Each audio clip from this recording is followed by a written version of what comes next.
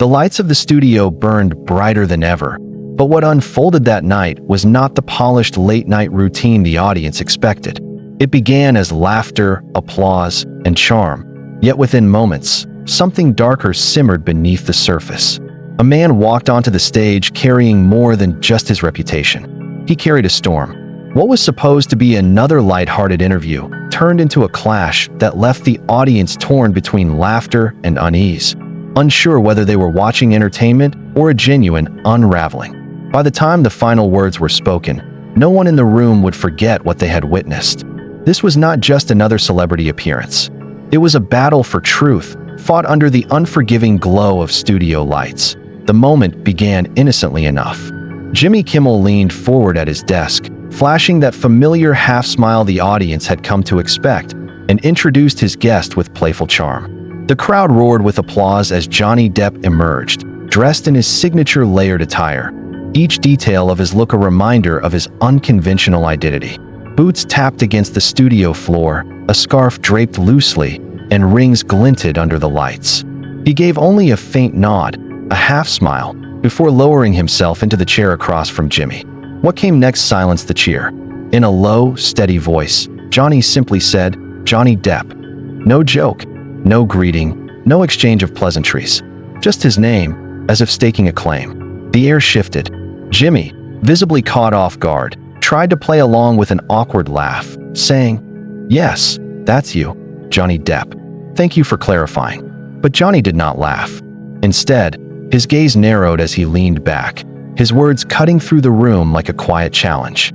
He explained that too often, people forget he is a person, not merely a headline.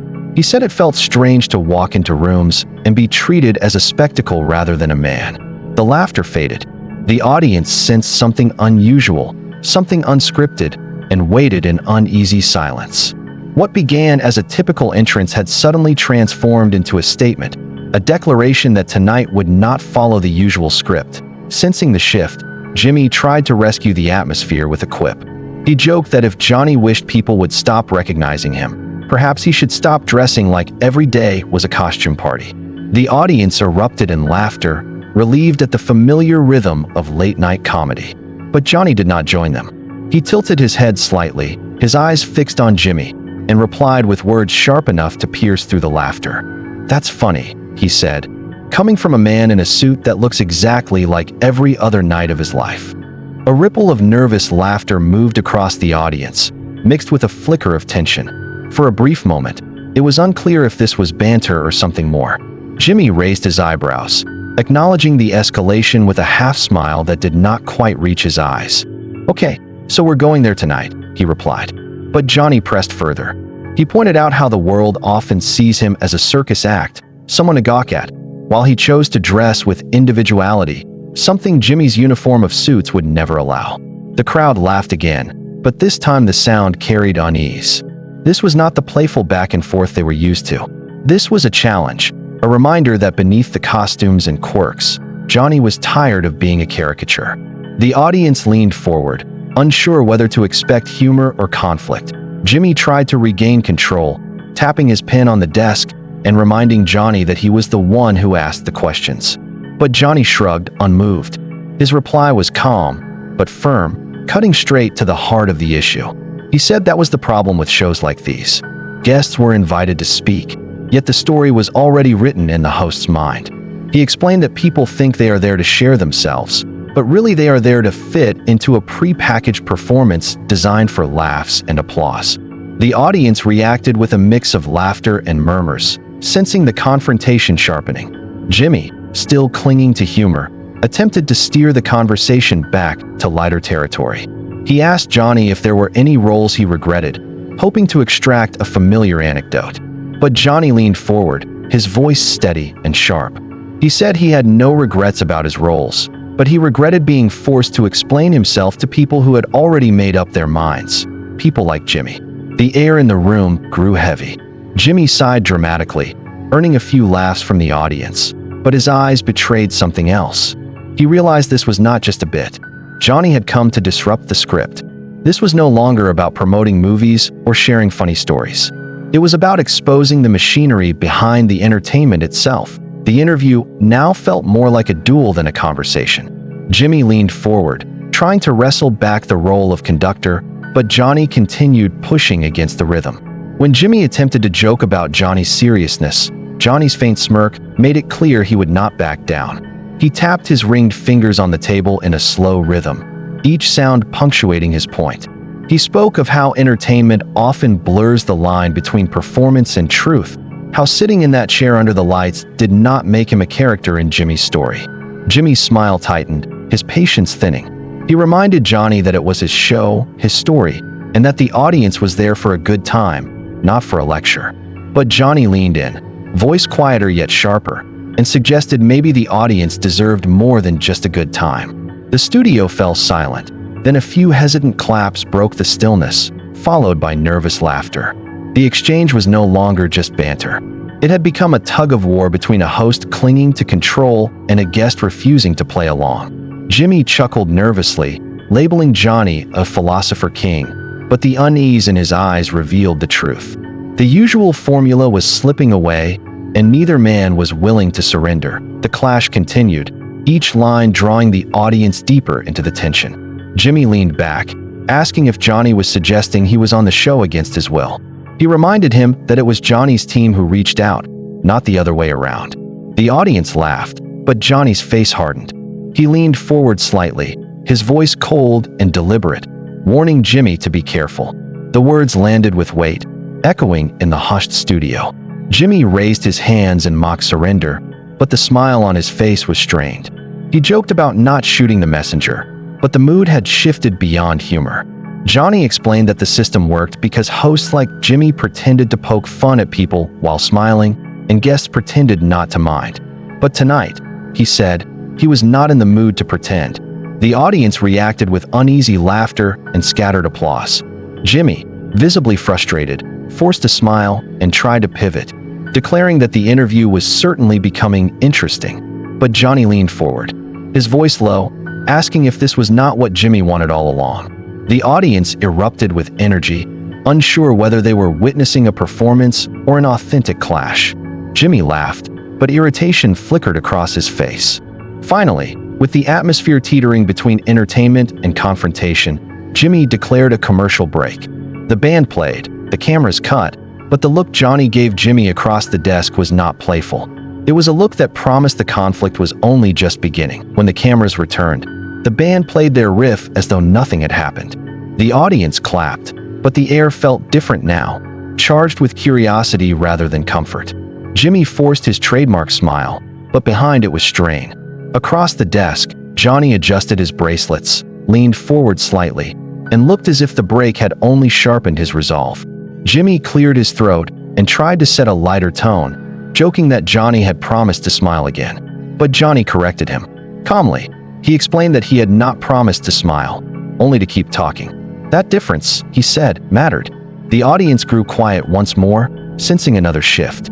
Jimmy attempted to regain rhythm, accusing Johnny of being impossible to pin down, always flipping the interview back onto the host. Johnny answered with quiet certainty. Most interviews were traps. He explained that guests walked in thinking they could share something genuine, but instead they were asked recycled questions, designed to give the host an easy laugh. The crowd murmured in agreement, while Jimmy defended the purpose of his show. He reminded Johnny that the audience came to laugh, that comedy was the point. But Johnny countered with precision. Laughter, he said, was fine, but not if it came at the expense of reducing people to caricatures. He tilted his head slightly, his words striking deeper. He wasn't attacking Jimmy alone, he explained, but the entire machine that turned human beings into characters for amusement. The audience shifted in their seats, realizing this was no longer the interview they had expected. It was becoming something closer to a confrontation with the very structure of late-night television itself. Jimmy, no longer hiding his irritation, leaned back and fired back. He told Johnny that maybe he was being too sensitive. He pointed out that Johnny had lived the kind of life most people only dreamed of: fame, fortune, and adoration from millions. And here he was, sitting under studio lights, complaining. The audience laughed nervously, siding instinctively with the host. But Johnny did not flinch. He raised an eyebrow and asked if complaining was the only word Jimmy had. He explained that it was easy to dismiss someone's truth as whining, but that didn't make the truth any less real. His tone was firm, but calm. He wasn't shouting, wasn't angry, just unyielding. Jimmy smiled, but his smile no longer felt genuine. He reminded Johnny that this was a comedy show, not a Senate hearing. But Johnny leaned in with a half smirk, saying maybe it should be closer to one. Maybe instead of repeating the same shallow questions about clothes, co-stars, or quirky encounters, Jimmy could ask something meaningful. The audience gasped at the bluntness. The tension was no longer hidden. Jimmy's grip on his pen tightened, his voice harder now. He demanded to know what Johnny wanted to be asked. If he didn't want jokes or small talk, what was the big, profound question he was waiting for? For a moment, the studio held its breath, waiting to see if Johnny would falter. But he didn't. He was just getting started. Johnny paused, tapping his fingers on the desk. When he finally spoke, his words carried the weight of a confession. He said Jimmy should ask why actors were treated like disposable products, why studios used them until they were no longer profitable, then tossed them aside, why society was so quick to forget that behind the scandals, the costumes, and the roles, there were human beings paying a price. His voice was steady, but sharp, each sentence deliberate. Jimmy leaned back, rolling his pen between his fingers, trying to dismiss the moment with humor. He asked if Johnny really wanted to have this kind of heavy conversation at 11:30 at night with an audience that had just eaten pizza and beer. But Johnny smirked faintly and said maybe they would appreciate honesty more than forced punchlines. The audience clapped, louder this time. Jimmy raised his hand as if to silence them, but their response showed something had shifted. They were leaning toward Johnny, not the host. Jimmy pushed again, saying Johnny had benefited more than anyone from the circus he was now criticizing. Johnny did not deny it. He admitted he had gained fame and fortune, but insisted that didn't erase the damage done. He didn't have to sit there and smile while being turned into a joke. The crowd erupted in applause, this time with conviction. Jimmy tried to frame Johnny's words as anger, as bitterness. But Johnny laughed dryly, saying maybe that honesty, raw and unpolished, was closer to who he really was. The studio buzzed with unease and energy. The mask of late-night comedy was cracking. The atmosphere was heavy, but Jimmy, realizing the audience was slipping from his side, tried another tactic. He asked Johnny to share a funny story, something true, something the audience could enjoy but still feel authentic. For a moment, Johnny hesitated. Then he leaned back and told a story about the set of Pirates of the Caribbean.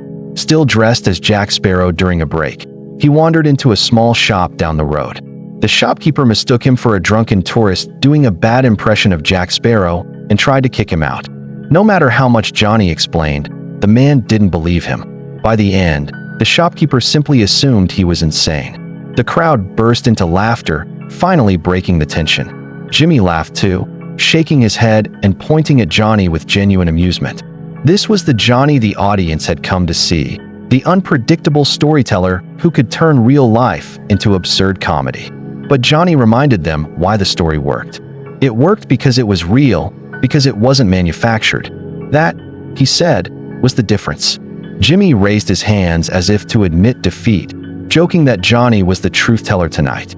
The audience applauded, sensing the tension softening. Yet beneath Johnny's smile, there was still an edge. He had given them laughter, but only on his terms. As the show neared its end, Jimmy leaned forward, his smile thinner, the exhaustion of the battle clear. He reminded Johnny that the show usually ended with games or silly stories, not philosophical debates. Johnny smirked faintly and said no fists would be thrown, only words. And words, he added, could be heavier than fists if people let them. The audience hushed, hanging on the moment.